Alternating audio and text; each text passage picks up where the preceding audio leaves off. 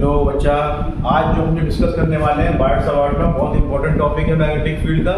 Movie channel magnetic field, इसमें क्या होगा, बायट सवार्ट ने क्या बताया, बायट सवार्ट ने ये समझाया है हमको कि अगर किसी करंट कैरिंग कंडक्टर में अगर आई करंट फ्लो हो रहा है तो उसके सराउंडिंग में जो मैग्नेटिक फील्ड जनरेट होगी वो कितनी होगी और उसकी क्या डायरेक्शन होगी, ये हमें बायट सवार्ट ने बताया।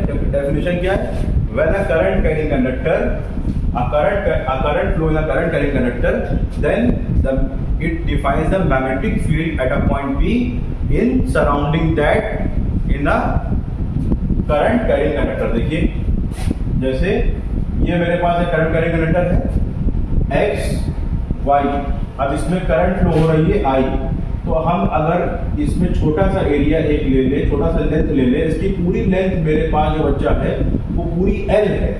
अगर हम सपोज करते हैं पूरी लेंथ L है तो इतने पोर्शन की जो लेंथ होगी वो L हो जाएगी।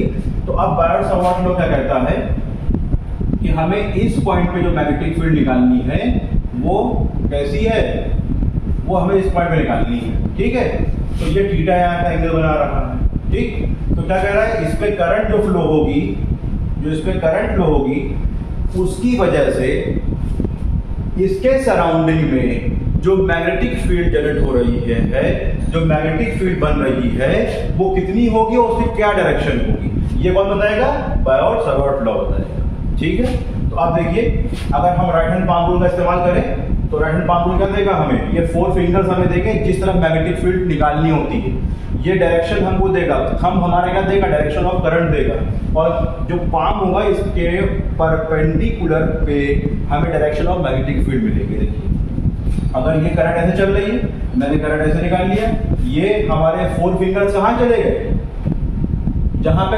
मैग्नेटिक फील्ड निकालनी थी। देखिए यार, तो अब इसमें हमारी डायरेक्शन ऑफ मैग्नेटिक फील्ड कैसी हो गई, इनवर्ड हो गई, तो हमने यहाँ पे क्रॉस बना दिया।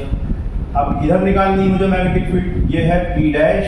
तो अब देखिए करंट डायरेक्शन ऐसे चल रही है तो मैंने अपना थंब डायरेक्शन ऑफ करंट में रखा और ये 4 फिंगर्स कहाँ रखे, जहां पे जिस पॉइंट पे डायरेक्शन ऑफ मैग्नेटिक फील्ड हमें निकालनी है, तो हमने इस तरफ रखा।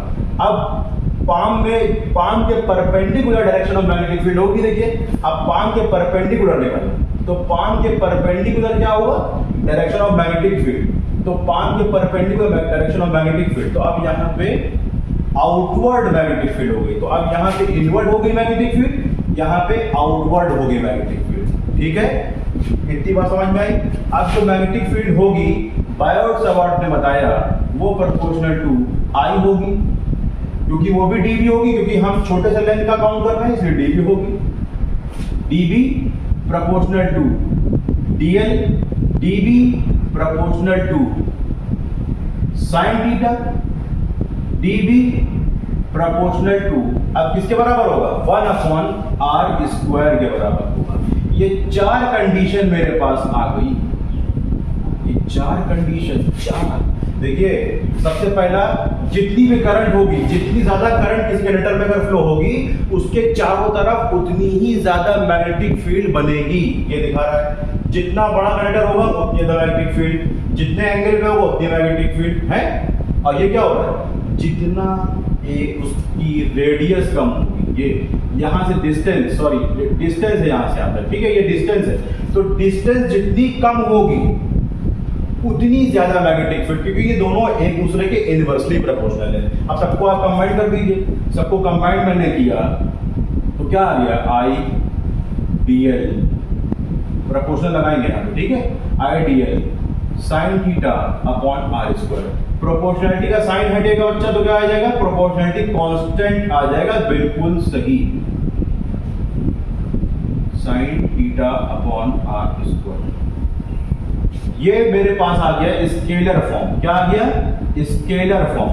अब हमने भी क्या बताया आपको, अभी हमने क्या बताया कि ये हमें क्या देगा बायट सवार्ट लॉ, मैग्नेटिक फील्ड का मैग्नीट्यूड भी देगा और डायरेक्शन भी देगा, यानी कि वेक्टर फॉर्म होगा। तो अब इसका वेक्टर फॉर्म कैसे निकालेंगे, देखिए जो मैग्नेटिक फील्ड है आपने क्या देखा, ये इनवर्ड है, ये आउटवर्ड है।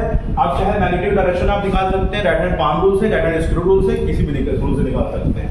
तो अब यहाँ पे हमने कहा कि ये ऊपर जा रही है मैग्नेटिक फील्ड, ये इसके परपेंडिकुलर है r के भी, ये लेंथ के भी परपेंडिकुलर है, तो अब दोनों के परपेंडिकुलर, तो हमने फर्स्ट ईयर में जब वेक्टर प्रोडक्ट पढ़ा था तो देखा था ये हमारा ए था और ये हमारा बी था, तो दोनों एक दूसरे के सी के परपेंडिकुलर थे, तो हमने लिख दिया था वहां पे C equal to A cross B cross. तो अब यहाँ पे क्या है, यहाँ पे जो मैग्नेटिक फील्ड है वो आर के भी परपेंडिकुलर है और डीएल के भी परपेंडिकुलर है। तो क्या हो जाएगा, dB proportional to 4 mu upon 4 pi I dl into r upon r cube. ये हमारा आ गया वेक्टर फॉर्म आ गया। अब म्यू 0 अपॉन ये क्या आ जाएगा 10⁻⁻⁷, ठीक, जहां पे म्यू 0 क्या है, परमेबिलिटी ऑफ फ्री स्पेस है। ये हमारा बायोट-सावर्ट लॉ है जो बताता है किसी भी कंडक्टर में अगर करंट फ्लो होगी तो उसके सराउंडिंग में मैग्नेटिक फील्ड जनरेट होगी, और कितनी होगी वो बताएगा, मैग्नीट्यूड और उसका डायरेक्शन बताएगा।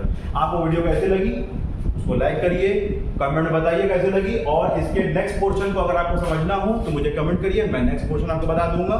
और चैनल को सब्सक्राइब करना ना भूलिए, शेयर करना ना भूलिए।